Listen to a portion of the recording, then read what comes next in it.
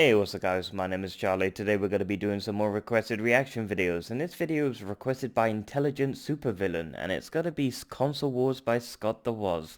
Of course, everyone loves their Scott the Woz, and yeah, we're going to be reacting to Console Wars. From what I've watched from Scott the Woz, he's totally awesome, love his content. So yeah, let's check out the video, shall we? Let's go. Hey y'all, Scott here. Ooh, my poor eardrums. Woo! Sorry about that. It's just, we're talking wars today. And I Oh, know you're yeah. thinking, so I'll stop you right there. No, we're not talking about the Lebanese Civil War or the Yom Kippur War. We're talking console wars. Console A new console Wars. for self-proclaimed wusses launched recently, and many have discussed where it may fit within the current console race. But before we delve into that discussion, let's talk about console races of generations past. Okay, sounds good. The first generation of cartridge-based console wars was a crowded one. There were a handful of competitors in the market ranging from the Odyssey 2 to the Vectrex, but the main three most will remember was the Atari 2600, Intellivision, and the Intellivision, The Atari ColecoVision, I remember 2600 those reigned two. supreme mainly due to the big-name games that appeared on it. Atari garnered most of the top arcade games on the console with hits like Space Invaders, Pong, Missile Command, Centipede, Asteroids, and Pac-Man. These titles weren't the best versions of said games, but they were close enough to make the Atari 2600 a better buy for most consumers. The Intellivision sold decently, selling around 3 million units, but didn't have as many big-name games on it as the 2600. Mattel positioned the Intellivision as a console for the more mature audiences, focusing on more More complicated mature. controls and sports games. Mattel pushed hardware more than software with multiple peripherals and console revisions, so it failed to really pose much of a threat to Atari and faded away once the video game Crash of 1983 came along. The ColecoVision's game library consisted of a lot of the hidden gem arcade games that weren't on the 2600, and they even got the license to make and pack in Donkey Kong with the console. However, it came out too close to the video game Crash of 1983, thus it didn't have enough time to put much of a dent in Atari's install base or garner much of a market of its own, selling around 2 million units. Okay. Winner Atari, of course. Atari, as always. Nintendo came to the burning building known as the video game industry in America and Oh, out with Rob a the little thing called the Robot. Nintendo Entertainment Jesus. System. The main competitors it Nintendo. had during this generation were the Atari 7800 and the Sega Master System. The Atari 7800 flopped pretty hard in comparison to the NES for a couple of reasons. The power of the system was years behind, as it was originally stated to release in 1984, but was shelved due to the disinterest in video games at the time. Also, the games on the platform were mainly in line with the titles released on the Atari 2600, with the So majority it's being really no arcade point. games. Doesn't look as good when you're being compared to massive games at the time, such as The Legend of Zelda or Super Mario Bros. Yeah, damn, The those Sega games Master were System was a bloody great beast. success in European Sega. territories, and especially Brazil. However, outside of Europe and Brazil, the Master System failed to achieve an audience. Marketing was pretty poor, and the game library just didn't hold a candle to the NES's. This was due to a lack of third parties on the Master System, as Nintendo basically held a monopoly on the video game industry, forcing third parties to contractually obligate to only make games for Nintendo platforms. With this, Nintendo was basically unstoppable this generation, with Atari and Smart. Sega together not even selling half of the NES's 61 million units sold. Winner Nintendo, of course.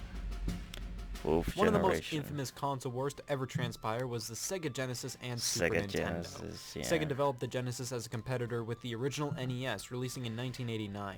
Sega mainly focused on more hardcore mature titles, such as sports games and arcade quality ports. Sega's marketing tagline was Sega does what Nintendo don't, and they hammered in how Nintendo was for little kids and Sega was for the older ones. Nintendo Damn. fired back by releasing the Super Nintendo. It was superior to Super the Genesis in Nintendo. almost every way, except for the speed of the CPU.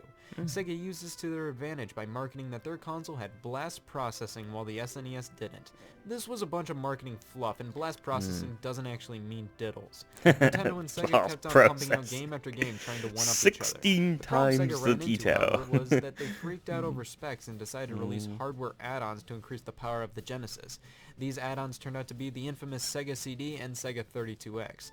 This made the Genesis seem weak in comparison to the Super Nintendo, as it felt like Sega had to overcompensate for the weak power of the Genesis. It didn't help that these two add-ons really didn't add much to the console other than a Doom. headache. Neither had Yes, a ton of standout Star titles Wars, and I really just remember made it this. easier for Nintendo to fire back at Sega in advertisements. When Donkey Kong Country came out, Nintendo Donkey Kong specifically Country. highlighted the pre-rendered 3D graphics, as they said you wouldn't need a 32-bit or CD add-on for the game. In the end, while it was a tight race, the Super Nintendo beat out the Genesis, selling 49 million compared to 30 to 36 million. Damn. Different numbers are thrown around online. Nintendo, of course. Nintendo really does The major have a way three-way of war winning. this time around was PlayStation versus Nintendo 64 versus Sega Saturn. Nintendo originally partnered with Sony to Crash create a CD Bandicoot. add-on for the Super Nintendo. However, after looking through their contract with Sony, Never Nintendo seen that realized they console would barely before. be making any money off of the software created for the add-on, as that would all go to Sony. Nintendo retaliated by partnering with Philips instead for the add-on that was never released, leaving Sony embarrassed and burned. Thus, Sony took the experience they accumulated while working on the SNES CD to create their own platform, the PlayStation. They were able to make an affordable CD-based game system with a good amount of titles to boot. When Nintendo revealed that the Nintendo 64 would use cartridges, that's when most third parties went to Sony, because a CD could hold so much more information than a cartridge. Smart move for the Nintendo classic PlayStation. franchises such as Castlevania, Mega Man, and Final Fantasy had their games mainly on PlayStation this generation. Sony garnered almost all of the third-party support, which on top of a good amount of quality first-party offerings, an aggressive marketing campaign, and an affordable price, allowed the PlayStation to dominate the 5th generation with over a staggering 100 million units sold. The Nintendo 64 came in a distant second with only around 32 million sold. And that leaves the Sega Saturn. Sega peeved off Sega a ton Saturn. of retailers by botching the launch of the Saturn, issuing a surprise launch, basically saying, "And the Saturn's in stores now," rather than giving enough prep time.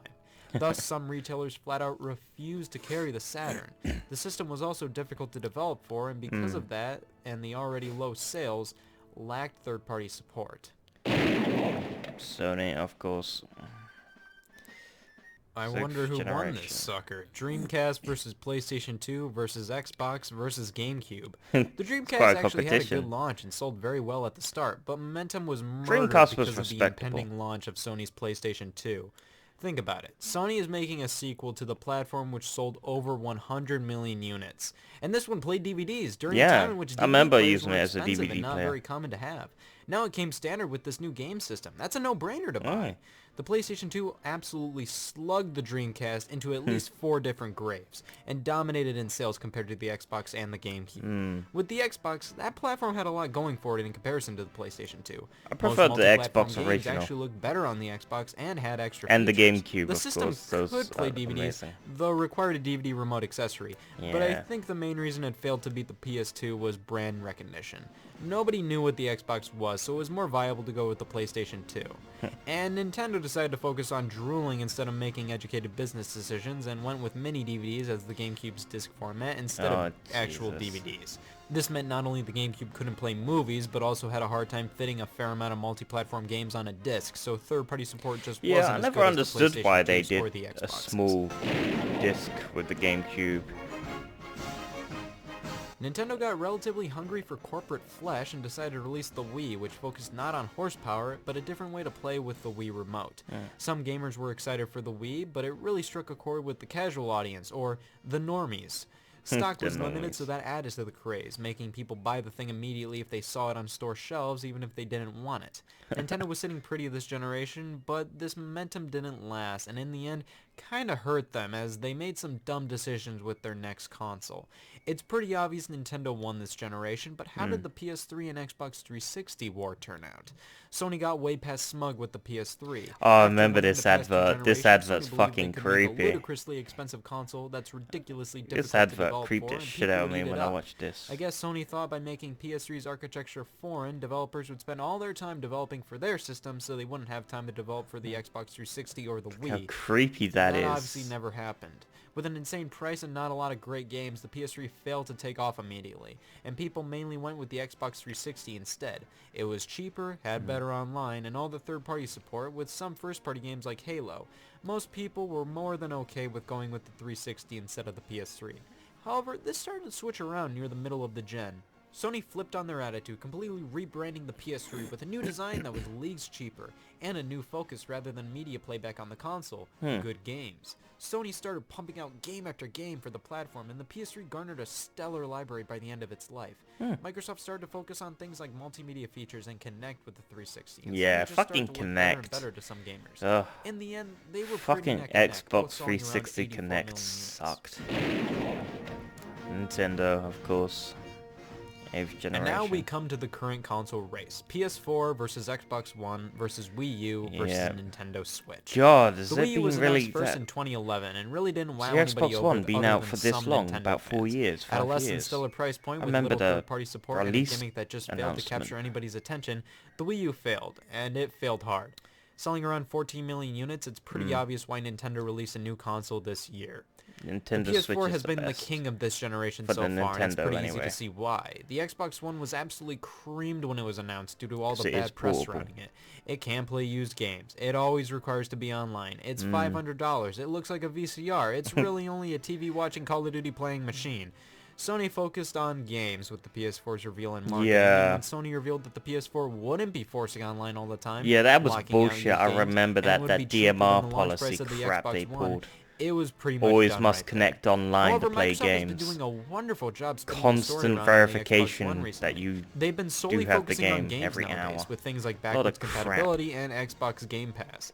The Xbox One S is a great piece of hardware that looks at least a solid 12 times better than the original Xbox One. The PS4 will win this generation in my opinion, but I think the Xbox One is doing enough right that it may be a close one when all is said and done. But what about the Nintendo Switch? Nintendo I Switch. think it will sell relatively well. I think It does it's the have a best purpose in because this it's console race and has a portability. major advantage compared to the Xbox One and PS4, that being portability. Yeah, there we That go, is something the Wii U portability. didn't have, and I think it's Yeah. nice to have a console that's actually incredibly different from the norm. It shakes things up and keeps everything fresh. Yeah. Will it outsell the PS4?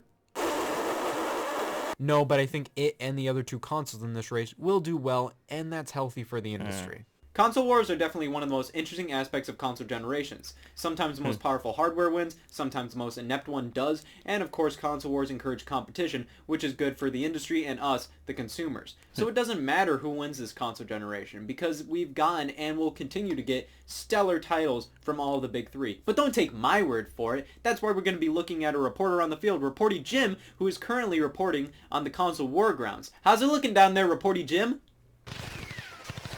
Report Jim Console. Oh boy. I need to stop sending people to cover wars. Okay. I believe that's the end of the video. Just gonna let it play out.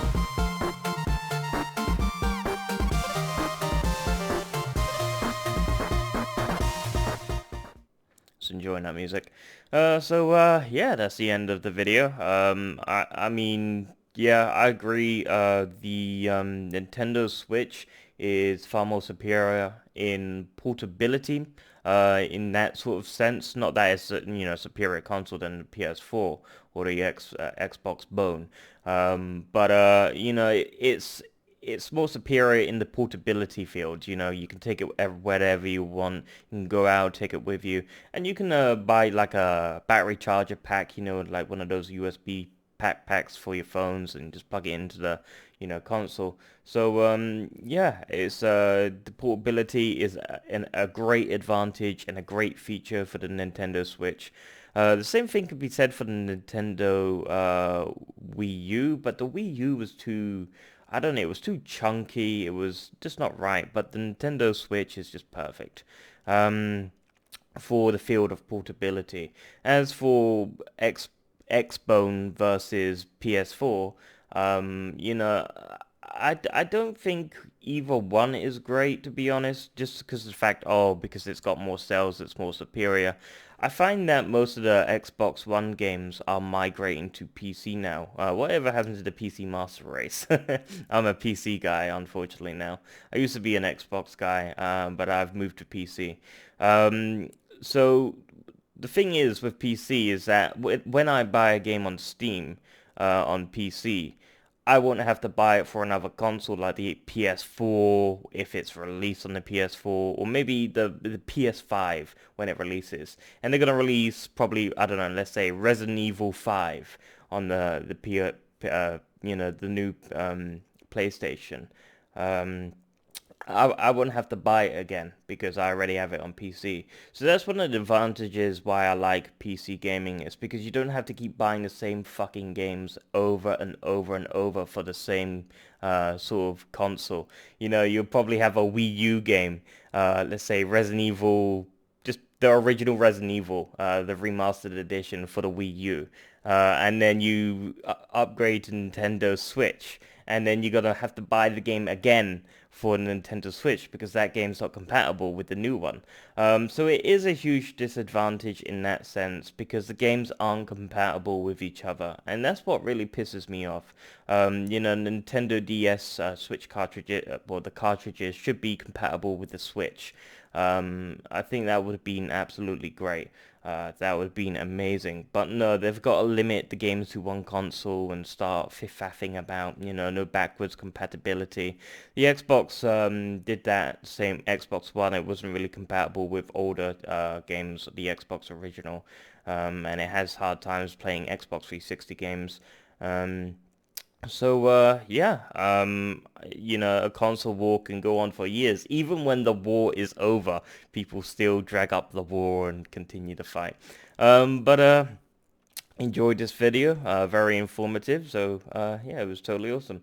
So if you like this video, make sure to give a like, comment down below, make sure to subscribe to my channel if you enjoy my content. I'll see you guys in the next video. Peace!